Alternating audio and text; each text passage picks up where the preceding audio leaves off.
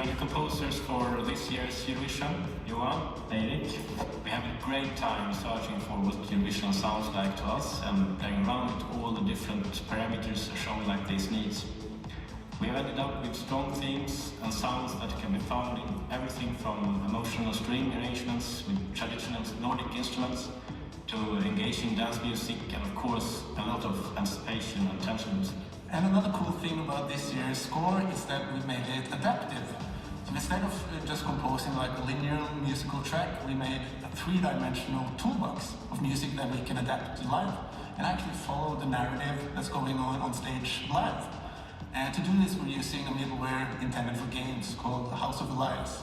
And by using adaptive music, we can access a whole new array of possibilities when it comes to scoring and storytelling for live television. And as far as we know, this has never been done before, so we're very excited. So for example, imagine we're in the public votes and the results are getting in, and Petra are about to reveal how many points a country have received from the public. We can do something like this. And we can just wait for as long as we like and build tension. And notice that every transition here is in sync and it makes sense musically. And then 500 points. In this case, we chose to go for a high score option. And we're super happy with the result and that we can play part in making this year's Eurovision as entertaining and captivating as possible.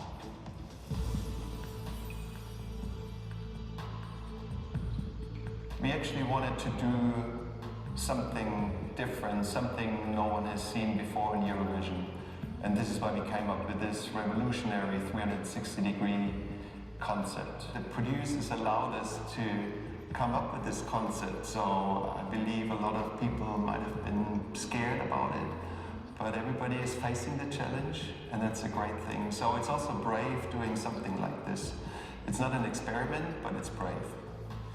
A bit of an early inspiration for me was, since I'm grown up here, and I always liked the coastline, and that, and also like the city of Malmö and diversity, and that was a big inspiration for me, and I was hoping that we could create something quite colorful with a youth vibe to it, an urban vibe to it.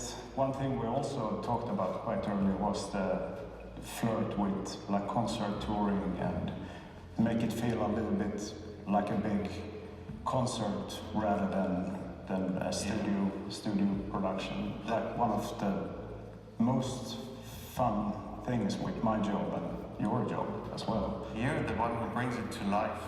I'm the one who brings it to life, but I really enjoy seeing it all being built. It's an extension of the Lego build from when you were a kid and you did it yourself. Now it's being built by Yeah, that's right. It's actually the most exciting moment actually when you walk in and you see, you imagine certain things, and when you see it the first time all coming together and it becomes one, then you know if the concept works, and I think it does.